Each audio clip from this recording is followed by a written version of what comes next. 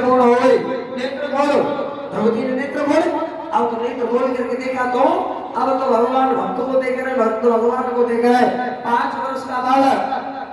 अब द्रौपदी मन में विचार है कि मैं कहूँ तो कहूँ क्या, स्तुति करनी आती नहीं, वंदना करनी आती नहीं, कुछ जानते हुए साक्षात नारायण भगवान खड़े हुए और यार भगवान सोचते छोटा सा भाग, बड़े बड़े संत, बड़े बड़े महंत, बड़े बड़े ऋषिमान जब मुझे नहीं प्राप्त कर पाते, छोटे से बालक ने मुझे प्राप्त कर लिया, तो भगवान सुंदर ने से क्या बोलूं? दोनों भक्त भगवान को नहीं आ रहे, भगवान भक्त को नहीं आ रहे। नहीं आओ, भगवान ने बहुत देर हो गई तो अपने संत को भगवान ने ध्रुव के होठों पर लगाया और जैसे होठों पर लगाया वेद वेदांत भगवान ज्ञान ध्रुव जी के आज हृदय में समाहित हो गया और जैसे समाहित हुआ तो भैया ध्रुव जी महाराज भगवान की सुंदर स्तुति करने लगे और भगवान के चरणों में वंदना करने लगे। ऐसी स्तुति करे भगवान ने आशीर्वाद दे दिया और भैया आज ध्रुव जी भगवान के चरणों में ध्यान लगा रहे हैं और स्तुति गा रहे हैं। आपने अपना बनाया मेहरबानियां तो किए, आपने अपना बनाया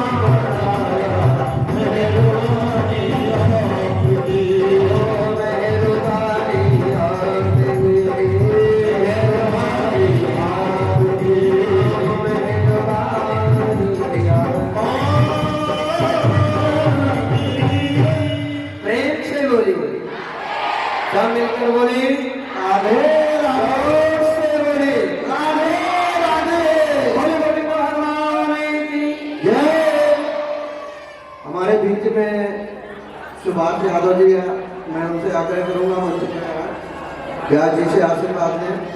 एक बीच में रजनी सोनकर जी, मैं उनसे भी आग्रह करूंगा मंच पर आए। हेमराज जी, श्रीमान हेमराज सोनकर जी, मैं उनसे भी आग्रह करता हूँ मंच पर आए, ब्याज जी से आशीर्वाद लें। दिनेश साहू जी, मैं उनसे भी आग्रह करता हूँ मंच पर आए, ब्याज जी से आशीर्वाद लें।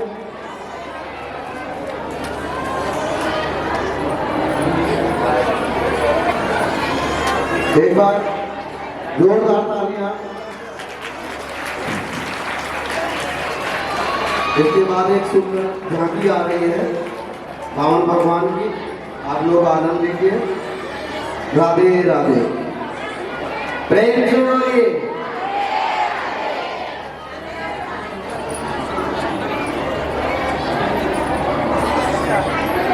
देखिए, आप लोग की जो कथा श्रवण कर रहे हो, आपको पहले भी बताया था ये आपकी कथा लाइव चल रही है।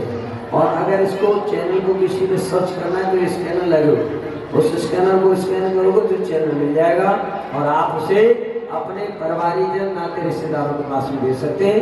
तो इसलिए आप लोग उसे देख सकते हैं।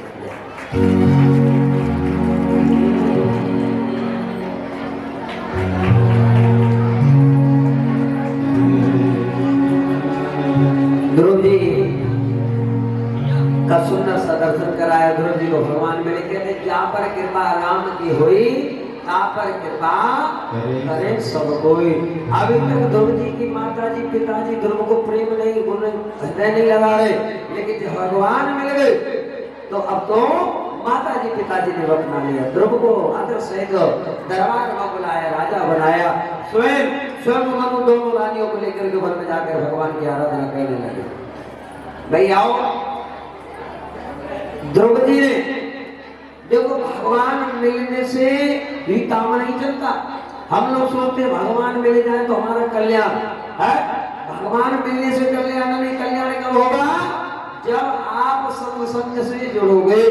अब देखो ध्रुव जी को भगवान तो मिल गए लेकिन सत्संग नहीं मिला और परिणाम क्या हुआ? ध्रुव जी के जो भाई हैं, सुरुचि के एक पुत्र हुआ जिनका नाम हुआ उत्तम। और सुरुचि के पुत्र उत्तम जो एक बार यक्षलोक को गए और यक्षलोक में जाकर यक्षों के साथ युद्ध हुआ और यक्षों ने उत्तम का वध कर दिया। समाचार मिला ध्रुव जी को। ध्रुव जी क्रोधित हो गए, क्रोधित होकर के यक्षलोक पर आक्रमण किया, सैकड़ों यक्षों को मार दिया। अब ये बताओ, जिसको भगवान मिल गए उसके मन में, उसके जीवन में एक क्रूप आ जाए, ये हो सकता है? लेकिन हुआ। क्यों हुआ? क्योंकि ध्रुव जी को भगवान तो मिले लेकिन सत्संग नहीं मिला। अब देखो दुर्योधन को भगवान मिले कि नहीं मिले? बोलो भैया, दुर्योधन को भगवान कितनी बार मिले होंगे? एक बार नहीं, कई बार। लेकिन फिर भी दुर्योधन अधर्म के मार्ग का त्याग नहीं कर पाया। क्यों नहीं किया? क्योंकि दुर्योधन को मिली कुसंगति का संग। कुसंगति किसकी? शकुनी की। और पांडवों को मिला भगवान का सत्संग। इसे पांडव धर्म के मार्ग पर चले और दुर्योधन कुसंगति की संगति को पाकर अधर्म की ओर बढ़ा। इसलिए भगवान की कृपा नहीं मिले। भैया, ध्रुव जी को भी भगवान तो मिले लेकिन संग नहीं मिला, इसलिए सैकड़ों यक्षों को मार दिया। और ये समाचार ध्रुव जी के बाबा स्वयं मनु को मिला। स्वयं मनु जी आए, स्वयं मनु ने आकर के ध्रुव को सुंदर उपदेश किया और ऐसा उपदेश किया कि ध्रुव जी के मन में वैराग्य जागृत हो गया। और भैया, ध्रुव जी अपने पुत्र को राज लेकर के सीधे वन में गए और साधना में पूरे मन लगाया और ऐसी तपस्या करे कि भगवान के पार्षद रथ लेकर के प्रकट हो गए। शरीर सहित ध्रुव जी को भगवान के लोक जाने की तैयारी। अब ये बताओ, शरीर सहित क्या कोई भगवान के धाम को जा सकता है? शरीर से जब तक हमें मृत्यु देवी से मिल नहीं लेते तब तक कोई जीवित अवस्था में स्वर्ग जा सकता है, न नरक जा सकता, ना भगवान के धाम को जा सकता। क्योंकि आत्मा ही परमात्मा में विलीन होती नहीं है। ये शरीर तो पंचतत्व से बना हुआ और शरीर पंचतत्व में विलीन हो जाता है, लेकिन आत्मा परमात्मा का स्वरूप है और वो आत्मा ही परमात्मा में मिले होती है। अब द्रौपदी जब चलने लगे भगवान के पार्षदों की ओर, बीच में आ गई मृत्यु देवी। द्रौपदी ने देखा कौन हो? बोले मैं हूं मृत्यु। कहाँ जा रहे हो? बोले भगवान के धाम। बोले पहले हमसे मिलो, हमसे जब तक मिलोगे नहीं तब तक कहीं नहीं जा सकते। अब द्रौपदी तो बड़े आश्चर्य में, द्रौपदी ने मृत्यु देवी के चरणों में वंदन किया। प्रणाम करने के लिए द्रौपदी ने जैसे मां को चरणों में वंदन किया, मृत्यु देवी ने सिर को नीचे झुकाया। आज द्रौपदी मृत्यु के सिर पर पांव रखे और भगवान के रथ में सवार हो गए। द्रौपदी ने मृत्यु को भी परास्त कर दिया और द्रौपदी एक अपना लोक भगवान की कृपा से बना, जिसको कहा ध्रुवलोक।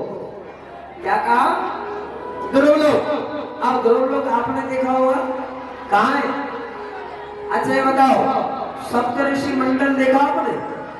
सप्तऋषि मंडल कहाँ है? आसमान में 7 तारे टिमटिमाते के दिखाई, 4 और 3, 4 ऐसे होंगे, 3 ऐसे होंगे, होते गए तो 7 तारे कौन? उनको कहा सप्तऋषि। सप्तऋषि है वो 7 तारे के रूप में। और मैं आओ उन्हीं के निकट में एक सबसे ज्यादा चमकता हुआ सितारा दिखाई पड़ता है, जिसको कहते हैं ध्रुव तारा। क्या कहते हैं? ध्रुव तारा। वो ध्रुव तारा जहाँ विद्यमान उसी को कहा गया ध्रुव लोक। क्या कहा? ध्रुव लोक। तो मैं आओ ध्रुव जी मृत्यु पर विजय प्राप्त गए और उन्हें ध्रुव लोक की प्राप्ति हो गई।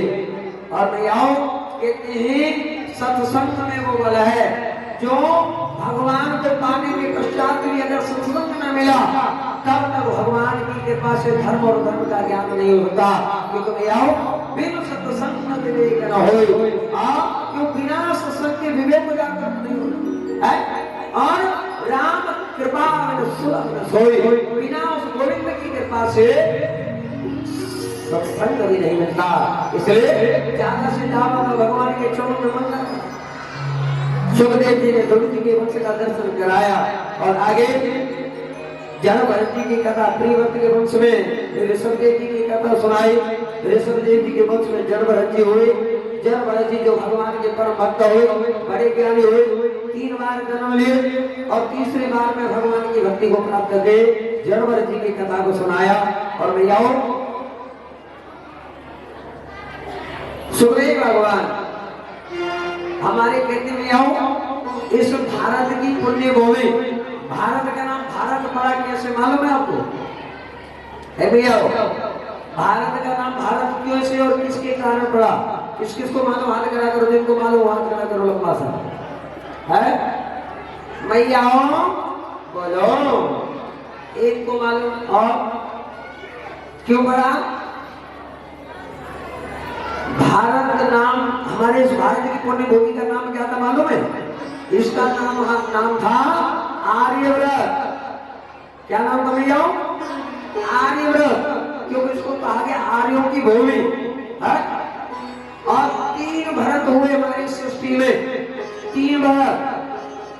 अब आप लोग आकलन करो ना भैया, तो ये पूरी पृथ्वी, केवल भारत नहीं, पूरी पृथ्वी 7 द्वीपों से घिरी है।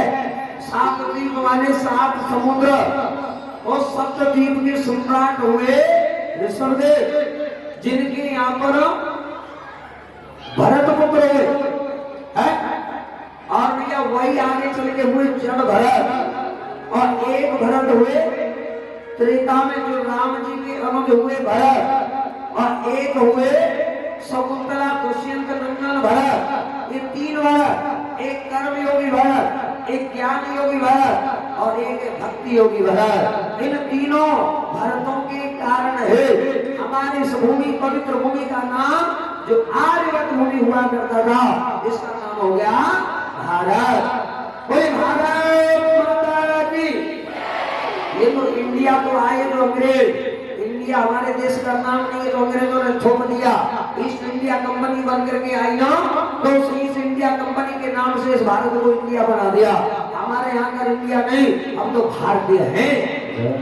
इसलिए भैया हम लोगों का ये जो प्राचीन कल्चर, ये हमारे जो अंग्रेजों की सभ्यता, उसको भी हमें उसका विरोध करना चाहिए। हमारा संस्कृति, हमारी सभ्यता है भारत, और भारत हमारी देवभूमि है जहाँ पर देवता भी बार बार जन्म लेने के लिए आते रहते हैं। इसलिए मैं आओ ये सुंदर प्रसंग सुनते भगवान सुनाए। और आओ हमारे बीच में वामन भगवान का प्रादुर्भाव होने को है। कल बड़ी सुंदर कथा आपको सुनने को मिली। कल क्या है मालूम है? मैया बोलो कल क्या है? कल है चतुर्थ दिवस। क्या है? चौथा दिन। और चतुर्थ दिवस में हमारे कन्हैया का होता है प्राकट्य। होता है कि नहीं? आप लोगों के घर में जब बालक का जन्म होवे तो खुशियां मनाती हो? बोलो आए ना? अरे बोलो तो सही नहीं आओ। अब लल्ला जब प्रकट होवे तब फिर तो भैया दादा दादी पूछवे भैया बाबा के लोग कहेगा आए ना। तो कल हमारे ठाकुर जी का भी प्राकट्य है। तब अब आप लोग अपने लाला के लिए तो खूब धूमधाम से गुब्बारे फोड़ते हो, बैंड बाजे बजाते हो, हैप्पी बर्थडे टू यू चिल्लाते हो, आया ना? बोलो। और ठाकुर जी के प्राकट्य को कैसे मनाएंगे हम? कौन कौन मनाओगे ठाकुर जी के उत्सव को? अब देखो माता तो पड़ोसियों को देख देख कर खाद उठा रही है। क्यों भैया ठाकुर जी किसके? तो फिर पड़ोसियों को देख कर हाथ क्यों उठा रही हो? भैया अरे ठाकुर जी अब आपके लिए तो ठाकुर जी के बर्थडे को कौन मनाएगा? जो जो बर्थडे मनाएगा ठाकुर जी के कल कौन कौन मनाएगा? हाथ खड़ा करो लंबा वाला। अच्छा ये बताओ ठाकुर जी को क्या प्रिय लगता है? माखन और मिश्री। और भैया खूब माखन मिश्री लेकर के आप लोग आना। थोड़ा थोड़ा माखन थोड़ी थोड़ी मिश्री। और बधाइयां कल गाई जाएंगी, बधाइयां लुटाई जाएंगी। तो बधाइयों को लुटाने के लिए लेकर बधाई कौन आएगा? हम तो बदनाम से लाने वाले नहीं। तुम तो महाराज जी नहीं लाएंगे भैया। साफ अकेला सुखी रहना। तुम सोचो कि भैया हम ले आएंगे, हम नहीं लाएंगे। शुक्ला जी जाने, तिवारी जी जाने, यादव जी जाने, वीरेंद्र जी तुम जानो, हम ना जाने है? तुम्हें लेके आना पड़ेगा। बोलो लाओगे क्या? तो यहाँ बिस्किट खिलौने माखन मिश्री आप ही बुलाओगे? क्यों ठाकुर जी आपके हैं? हमारे हैं, हम तो कथा सुना रहे। आपके तो आप टोपी लाओ, बिस्किट लाओ। और कितनी लाओगे? कितनी? एक कुंटल। भैया एक कुंटल ज्यादा है। चलो कोई बात नहीं, एक एक पैकेट को लिए क्यों है? देखो जितनी लाओगे तुम्हें आनंद हो। कल बड़ी सुंदर कल राम कथा भी आपको सुनने को मिलेगी। वैसे राम कथा तो हम लोग 9 दिन में गाते, लेकिन संक्षेप में सुखदेव भगवान राम कथा को परीक्षित को सुनाए। तो कल राम कथा भी बड़ा आनंद भाव से सुनाएंगे।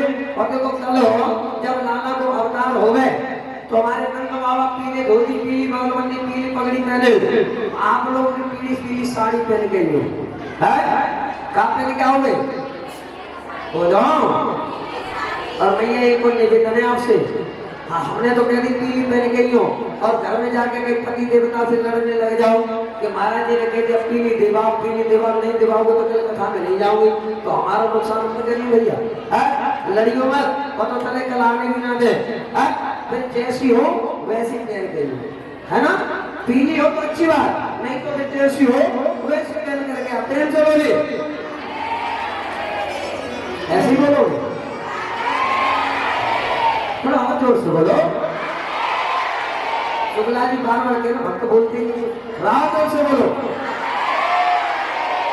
बोलो गोविंद भगवान की जय। आइए वामन भगवान को बुलाते हैं। वामन भगवान हमारे बैठे हुए। भोले वामन भगवान की।